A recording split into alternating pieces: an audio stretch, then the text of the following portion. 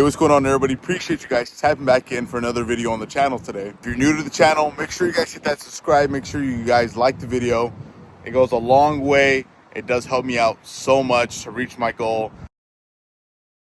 2K subscribers by the end of 2025. So hopefully you guys can help me reach that goal. And by the title of this video, you guys are either deciding whether to go 5.0 or 392 or 5.7 Challenger or Charger, and we're going to be discussing that today. And like I said, this is my opinion based off of obviously experience. I've had the 5.7, I've had the 392, and now I have the GTCS, and I'm grateful and glory to God that I have the Mustang now after so long patiently waiting to get this car.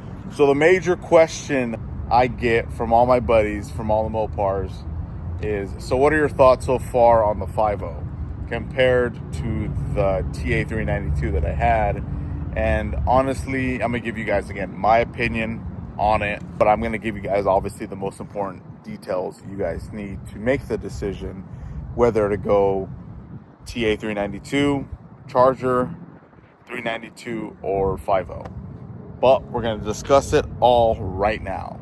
Personally, for me, the 5.0 platform has always been a platform for me.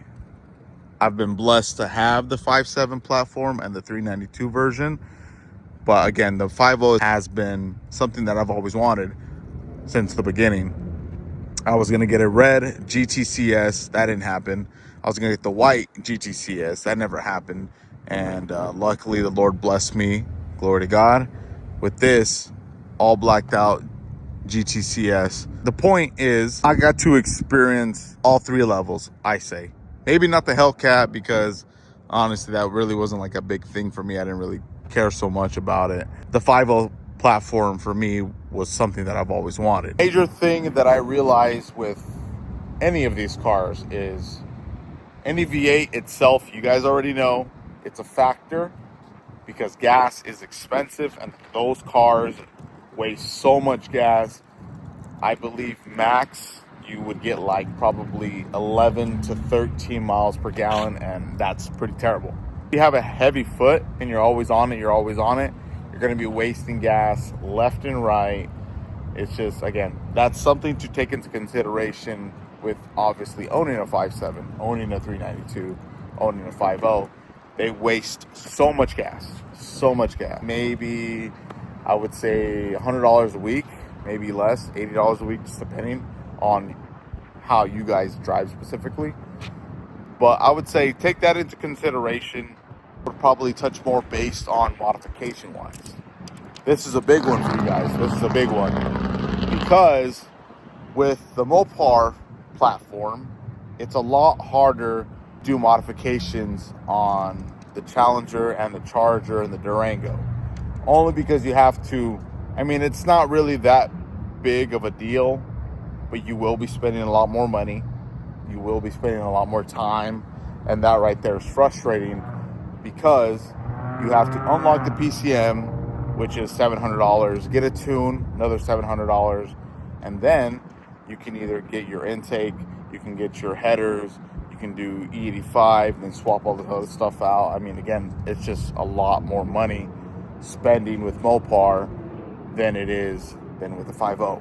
That's something to, again, take into consideration. The Mustangs are a lot easier to mod than the Mopars themselves. You don't have to go the whole route and getting it, the whole PCM swapped and whatnot. Luckily, you have the ability to just immediately start doing whatever it is that you guys want to start doing. Yes, it's still expensive, but again, there's less jumps that you have to make with Ford than you have to do with Mopar. It's for you guys to take that into consideration on making the decision. Okay, cool. Do I want to buy this car because I want to do a lot of performance, or do I want it because of looks? And that's going to be the next thing we're going to be talking about. Why everybody goes Mopar is the looks. Granted, the Challengers themselves look so good. Yes, they are boats. They're big.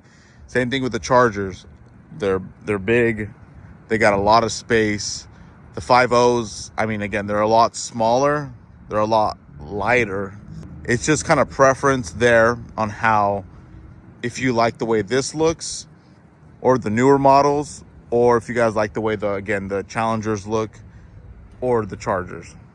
And for me, this has always been the style Mustang for me. Some of you have asked, why didn't I go 2018 and up or 2020, the 10R80s? And personally, I love this model. It's the GT350 came out, the 2016 GT350.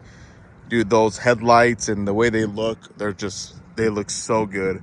10R80s are fast at 10 speeds. They're quick. Yeah, they can make a lot of good power, but preference, again, this is something that I've always wanted. This is something that I've always tried to get that, you know, unfortunately I wasn't able to, but now the Lord blessed me. So, dude, it looks so good.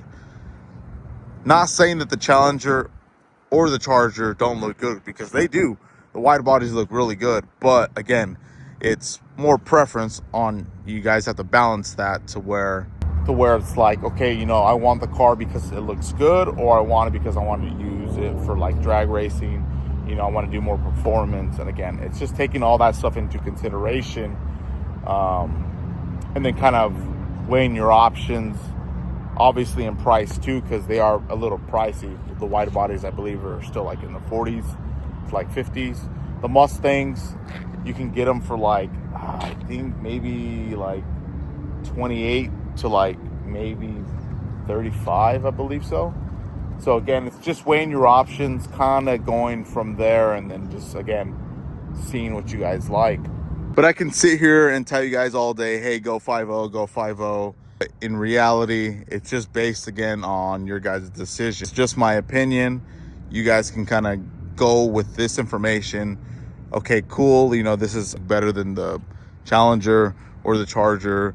Okay, I actually want that because I can mod it without spending so much more money than the actual Challenger or Charger. Again, it's just preference. It's just preference. But for me, 5.0, that's where I'll stay.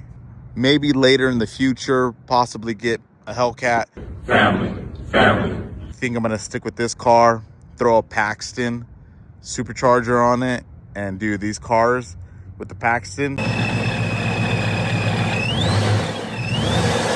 Sounds so wicked. So that's something that's in the near future. Hopefully that happens with this build. But for the most part, I think I'm pretty much stuck to the 5.0. But again, hopefully this helps you guys in that decision on whether if you guys want to go Challenger, Charger, or Mustang. I mean, I didn't really talk much about the Camaro. Like I said, I don't really know much about it, nor do I really care about it. But again, that's just my opinion on the 5.0 and the 392, because again, I know those are the two hot cars that people want to get. Thank you guys so much for watching today's video. Make sure you guys stay tuned for the next video dropping. A Corsa 3-inch catless mid-pipe from one of my buddies. And I'm telling you, dude, that video is going to be wicked too. That video is going to be wild. This thing's about to be screaming. Appreciate you guys for tapping back in, and we'll see you guys on the next video.